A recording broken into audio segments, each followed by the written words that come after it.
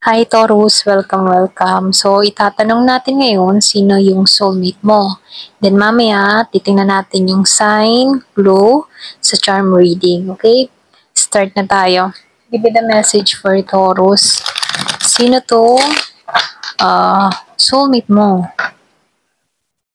O ikaw man yung tipong naghahanap ng soulmate sa buhay, merong parang kulang sa'yo, ganyan. So, tingnan natin. Kukuha ako ng 4 dito. Then, dito sa card na to, kukuha din tayo ng 4, okay?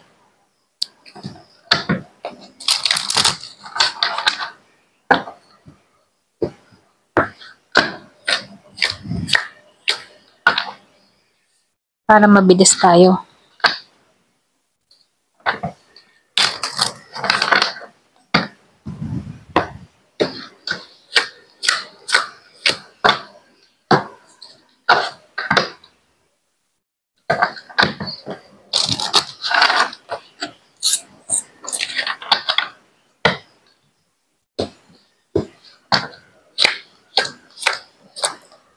Ayan. So, start na tayo, no?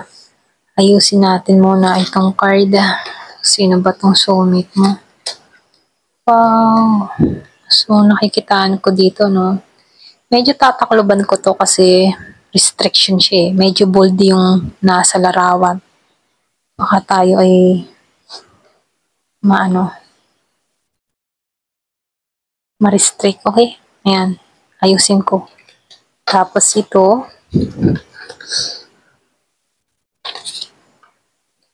meron ditong the man wish. Merong humihiling na lalaki dito.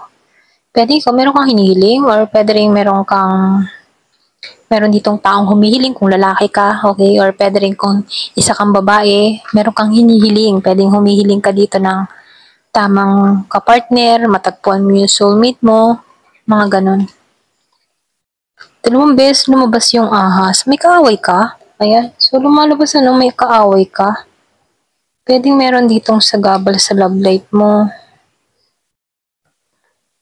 Ayan. So, may whip. Merong hadlang. Ito rin nakikita ko sa iba. Kaya yung iba sa inyo, hindi nagiging medyo mabagal yung dating ng soulmate mo. Kasi, meron akong nakikitang hadlang.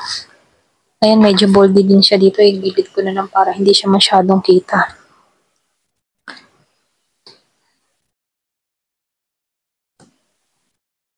So, dito, sinasabihan ka dito. Meron na nakikitang papasok sa buhay mo na Aries, Leo, Sagittarius. Meron din Gemini. Meron din ako nakikitang Scorpio, Cancer, and Pisces. Kumbaga, nakikitaan ko dito. Yung iba sa inyo pwedeng meron kang ninanais na tao, meron kang ipinagdadasal na tao, or meron kang hinihiling dito na tao na kung saan ipagkakalob sa'yo. Siya yung klase na tao na excuse me, energetic, okay? Masayahin tong tao na to. At malakas din yung pakiramdam, malakas yung instinct, intuition, malakas ang pakiramdam niya dito, no? So, nakikitaan ko dito, pwedeng maintriga ka sa tao na to, merong something sa kanya rito. Yung bang hindi mo mahalata dito na matapang siya, pwedeng meron tong maamong muka or pwedeng sabihin na maingat siya. So, nafe-feel ko dito, medyo grounded din siya dito, no? Meron kang ma-attract dito malakas Leo. Kasi iba, meron din ako nakikitang Gemini. Kaya lang yung iba sa inyo, kahit ba maasam-asam ka ng soulmate, hindi mo siya first priority sa panahon ngayon. Pwedeng meron kang mga inaasikaso or mas priority, pwedeng trabaho, pamilya, or pwede rin na meron kang mas inuunang responsibilidad sa panahon ngayon. Kasi meron akong nakikita ditong tao na meron siyang nai-ignore dito. Kahit meron ditong tao nagkaka-interesa niya sa kanya, hindi niya napapansin or hindi niya napupuna tong tao na to. Kasi pwedeng hindi niya rin type, kahit meron, yung iba sa inyo, pwedeng merong nagkaka-interest sa'yo, kaya lang hindi mo siya type, okay? Kaya dito, meron kang nababaliwalang tao. Yung iba sa inyo, Pero ganun pa man, nakikitaan ko dito, meron ditong papasok sa'yo na equal sa'yo, okay? So, nakikitaan ko dito na Pwedeng meron purpose itong tao na 'to kung bakit makikilala mo 'to, okay? So, puwedeng iba sa inyo makilala mo 'to through travel, online, yung iba sa inyo sa online, dun kayo mag-i-start, dun kayo mag-usap, puwedeng sa mga dating site or puwede rin sa mga social media, okay? So, nakikita ko dito, dun kayo mag-start sa online. Puwedeng ma-attract ka sa tao na 'to or puwede ring meron kang makikitang something sa kanya, okay? So, dito meron lang akong nakitang sagabal. Okay, merong kontrabida dun sa iba. Puwedeng meron ditong kumokontra sa love life mo, merong tukso. 2 beses kasing merong ahas na akong nakikita dito, okay? Puwedeng yung iba sa inyo meron kang past na relasyon na ayaw kang maging masaya or puwede ring meron pang hindi maka-recover sa'yo, ganyan. Puwedeng meron kang past relationship or puwede ring meron lang ditong tao na ayaw kang makitang masaya. Ngayon, puwedeng yung iba sa'yo meron kang kaaway, kalaban, ganyan. Malakas yung Aries, Leo, Sagittarius, Year of the Snake. Yung iba sa inyo or puwede ring sabihin na meron lang ditong tumukso, okay, sa connection nyo. Or merong gustong manira sa connection mo, okay? Puwedeng sa nakaraan or puwedeng meron kang pinagdadaanan dito. So, meron akong nakikita ditong tao na ayaw kang maging masaya. Yung iba sa inyo puwedeng meron kang kaaway na Aries, Leo, or Sagittarius, okay? Yung iba sa inyo. So, dito lumalabas, marami kang natutunan sa nakaraan mo, okay? Marami kang mga pinagdaanan dito, marami kang natutunan. Ito lang nakikita ko, kumbaga, yan, inaayos ko lang, kumbaga dito, habang tumatagal, nagkakaroon ka ng mga idea, nagkakaroon ka ng pang-unawa sa sitwasyon kung bakit mo ito nararanasan, Kasi nakikitaan ko dito, meron ditong masayang nagsasama, pwedeng meron kang past relationship na kung saan merong umaayaw, pwedeng meron kang pamilya na umaayaw, or pwedeng merong hadlang dito, meron kang, yung ba tipong meron kang connection na ayaw kang pakawalan, ganon, okay? So, yung iba sa inyo, kung sino man tong ayaw kang pakawalan, kasi nakikitaan ko dito, kaya hindi nagiging masaya yung connection mo. Halimbawa, meron kang bagong karelasyon, hindi nagiging swak, okay? Kasi merong mga hadlang. Pwedeng family mo or pwedeng family ng taong ito. So, lumalabas merong mga tukso, okay? Or pwede ring meron kang kalaban, kaaway, merong naninira about sa'yo, okay? Kung bakit walang tumatagal dun sa iba. Pwedeng meron ditong involved na ibang tao kung bakit hindi ka maging masaya. Kaya dito may paghiling ka, pwedeng hinihiling mo dito na magbago yung takbo ng love life mo, okay? Matagpuan mo yung karapat-dapat para sa'yo, ganyan.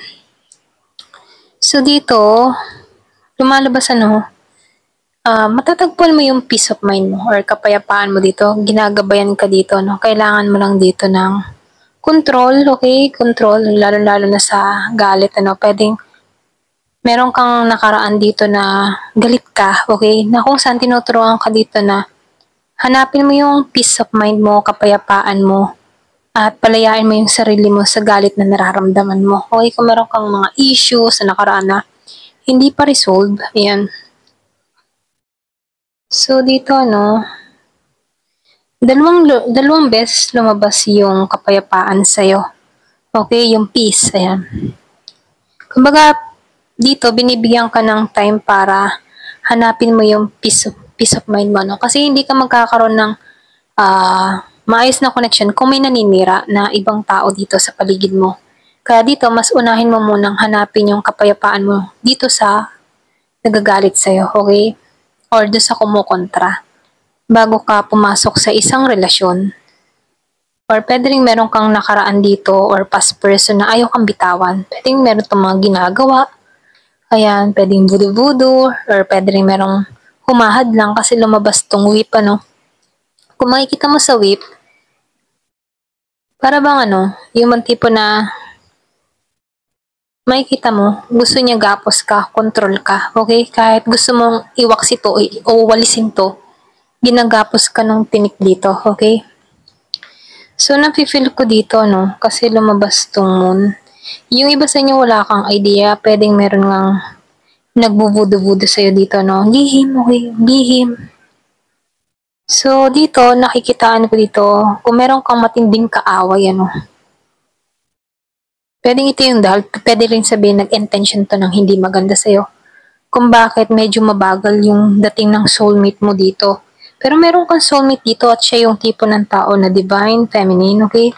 Or divine masculine.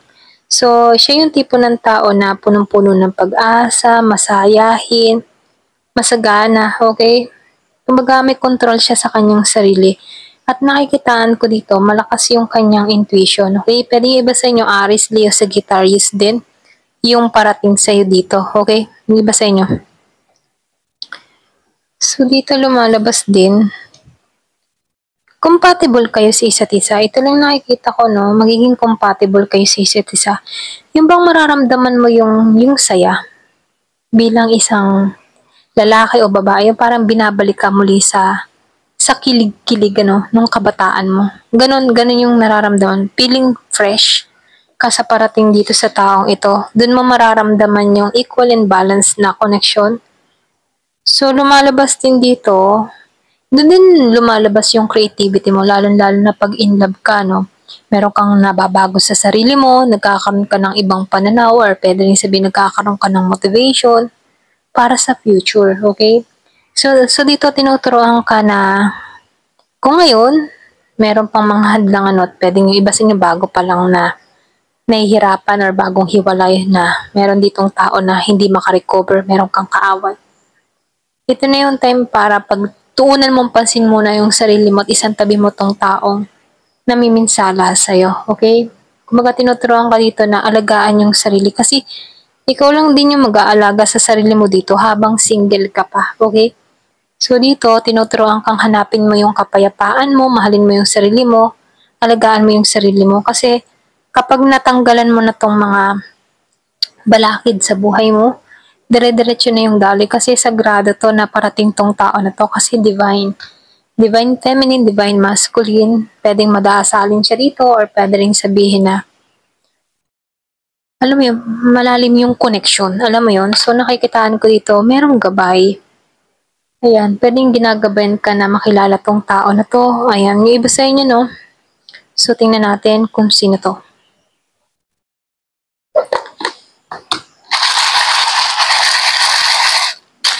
Kuha tayo ng sign and clue. Ayan.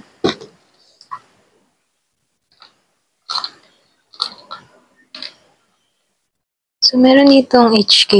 Iba sa yung pwedeng meron kang kadiling na nasa Hong Kong. Merong ever, or pwedeng nasa Hong Kong ka. Sweet, merong sweet. So, dito merong letter F. Pwede meron siyang first letter. Merong ganito siya sa pangalan niya. Q, M, merong Y. Meron ding T. Double T.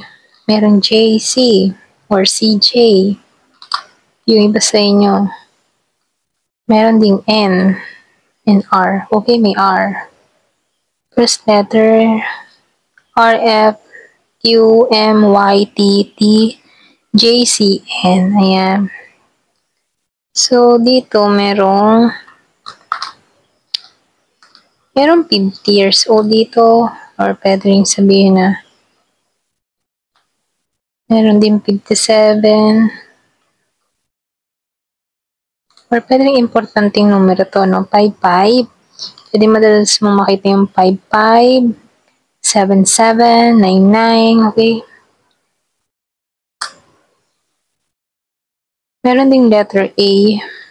Totoo to. Ayan. So, yung iba sa inyo travel. Sa travel mo to makita. Para bang siya yung happy pill mo, no? Nakikyutan ka sa tao na to. Yung iba sa inyo, cute ang tingin mo si dito. So, meron siyang yung tipo na mysterious, ganyan, or misteryoso, misteryosa. Ganun mo siya tingnan, mahiwaga, ganyan. Ganun mo siya ma-describe. Yung iba sa inyo ha. So, lumalabas din dito yung renewal. Meron akong nakikita renewal. Pwedeng meron kang mga binabago sa sarili mo. Or pwede rin parating na yung pagbabago sa buhay mo. 3 beses, or pwede rin itinutulak ka sa pagbabago. Ayan. So, dito, may puso. Mahal ka nito or pwede rin mamahalin mo tong tao na to. So, nakikita ko dito. Sundin mo yung intuition mo, no? Meron akong nakikitang travel dun sa iba. Pwedeng makilala mo to through travel. Magiging masaya ka dito, okay? Ayan, ito lang yung nakikita ko. So, tingnan pa natin. Excuse me po. Merong pulis. Iba sa inyo, pulis to. Oh, nakita mo yung number 333. Kung madalas mo makita yan, yan yung sinyalis, ano? Merong cancer. Merong April. Pwede pinanganak ng April 597.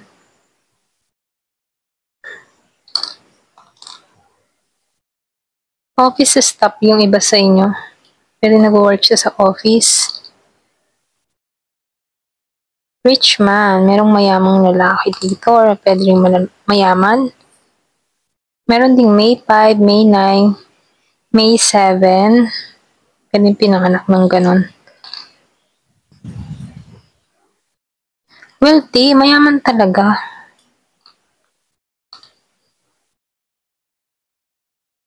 Wow, lumabas yung 888, so masagana tong tao na to. Ayan, hanggang dito na lamang po. Thank you for watching. Love and peace.